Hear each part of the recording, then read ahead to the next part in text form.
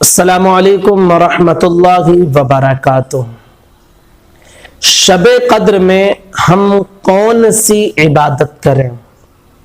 دراصل یہ سوال کسی صاحب نے پوچھا ہے اور ان کا مقصد یہ تھا کہ حضرت یہ جو پرچے وغیرہ بانٹے جاتے ہیں جس میں الگ الگ رکعتوں کا ذکر رہتا ہے کہ 4 رکعت آپ اس طرح پڑھیں اس کی یہ فضیلت ہے، 2 رکعت آپ اس طرح پڑھیں اس کی یہ فضیلت ہے، 5 رکعت 10 رکعت اس طرح پڑھیں اس کی یہ فضیلت ہے، تو کیا یہ جو پرچے بانٹے جاتے ہیں اس میں جو نمازوں کا ذکر ہے اسے ہم شب قدر کی راتوں میں پڑھ سکتے ہیں یا نہیں؟ انشاءاللہ اس ویڈیو میں ہم اس کی وضاحت کریں گے۔ گزارش ہے کہ آپ اسے سمجھنے کی کوشش کریں اور کلپ کو ضرور شیئر کریں اپنے دوستوں کو۔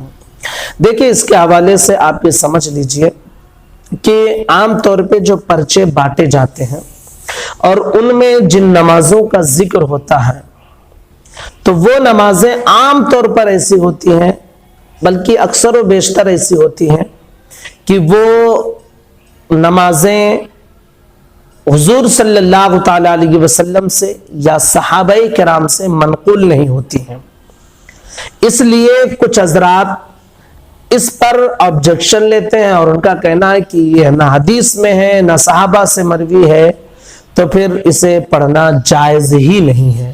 ڈائریکٹ یہ فتویٰ دے دیتے ہیں کہ یہ جائز نہیں ہے، اور ایسے فتوے باز جو ہے دیو کے بندے وغیرہ، خبصہ وغیرہ یوٹیوب چینلز پر اور فیس بک وغیرہ پر کثرت کے ساتھ ایسے فتوے باز گھومتے رہتے ہیں کہ ڈائریکٹ اسے ناجائز قرار دے دیتے ہیں، جبکہ وہ اگرچہ حضور صلی اللہ تعالی علیہ وسلم سے جو ہے ثابت نہیں ہوتا ہے، صحابہ کرام سے نہیں ہوتا ہے، لیکن وہ کسی ولی یا کسی بزرگ کی طرف وہ منسوب ہوتا ہے اور وہ حضرات اس کی پابندی کرتے ہیں اور کشف کے ذریعے انہیں اس چیز کو بتایا بھی جاتا ہے۔ یہ ایک حقیقت ہے، فیکٹ ہے جس کا کوئی انکار نہیں کر سکتا ہے۔ تو اب ظاہر سی بات ہے کہ کوئی بڑا عالم، اپنے دور کا سب سے عظیم عالم اگر اس چیز کو کر رہا ہے تو آج کے دور میں بیٹھا ہوا ایک عام مفلس مفتی ڈائریکٹ اس کا انکار کر دے کہ ایسا کرنا جائز نہیں ہے تو یہ اس کی حماقت ہے، بے وقوفی ہے۔ میں اس چیز کو مانتا ہوں کہ ان میں اکثر و بیشتر نمازیں حضور سے یا صحابہ سے نہیں ثابت ہوتی ہیں لیکن علماء کرام سے ثابت ہوتی ہیں۔ اور دوسری چیز، اس میں کوئی ایسی غلط چیز تو نہیں رہتی ہے کہ آپ اس سے ڈائریکٹ منع کریں کہ آپ اس کو نہ پڑھیں، کوئی غلط چیز نہیں رہتی۔ ہاں البتہ یہ ہے کہ جو عام طور پہ نفل نماز پڑھی جاتی ہے وہ سیدھا سمپل، جیسے 2 رکعت نفل پڑھنی ہے ویسے آپ پڑھ لیجئے، لیکن اس میں یہ ہوتا ہے کہ آپ سورہ فاتحہ کے بعد یہ سورت ملائیں وہ سورت ملائیں، تو اس کے بالمقابل میں یہ تھوڑی مشکل ہوتی ہے۔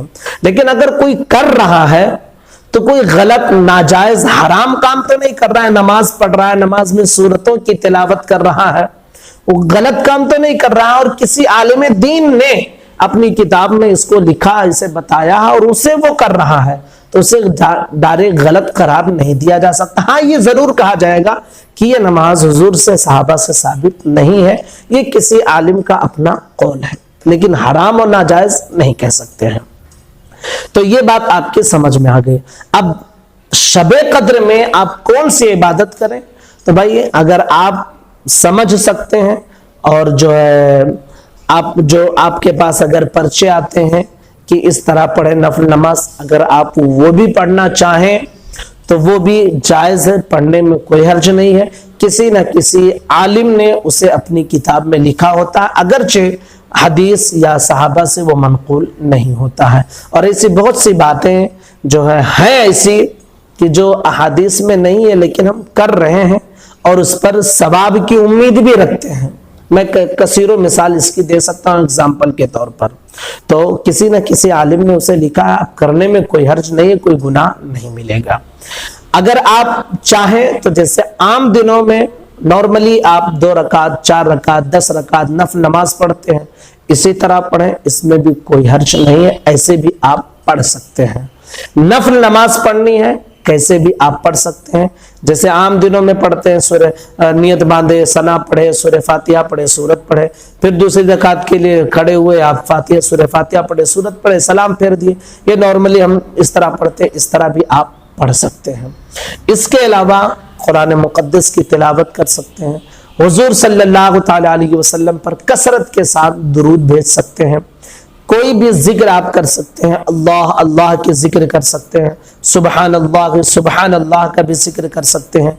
और वक्त मिले तो बेहतर है कि जो है बड़ी मुबारक रात होती है शब कद्र की, आप रात जागते हैं तो उस वक्त हुजूर सल्लल्लाहु ताला अलैहि वसल्लम का जो बुखारी शरीफ में आखिरी हदीस जो मरवी है, सुबहान अल्लाह व बिहम्दिही सुबहान अल्लाहिल अज़ीम, इसको आप कसरत के साथ पढ़ें, इसकी भी बड़ी बरकतें हैं।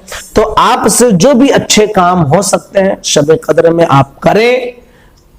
अच्छे काम करने पर किसी किस्म की कोई पाबंदी नहीं है, किसी किस्म की कोई पाबंदी नहीं है। अब अगर जो है कोई अच्छा काम आप जैसे शब कद्र में किसी गरीब की आप मदद करना चाहते हैं तो क्या आप मदद नहीं कर सकते हैं? ये देखेंगे कि हदीस में मदद करना शब कद्र में साबित है या नहीं, ये देखेंगे आप नहीं। अच्छा काम है, आप करना चाहे तो आप कर सकते हैं। ऐसे ही जो भी अच्छे काम है आप शब कद्र में करना चाहते हैं कर सकते हैं, कोई हर्ज नहीं है। और ये जो ढकोसले मुफ्ती होते हैं, आप जरा इन लोगों से दूर रहा करें तो शायद आपका जहन मुंतशिर ना हो और आपके दिमाग में उल्टी सीधी बातें ना आने पाए। तो उम्मीद करता हूं कि बातें आपकी समझ में आ गई होंगी। गुजारिश है क्लिप को जरूर शेयर करें। अस्सलामु अलैकुम व रहमतुल्लाहि व बरकातुहू।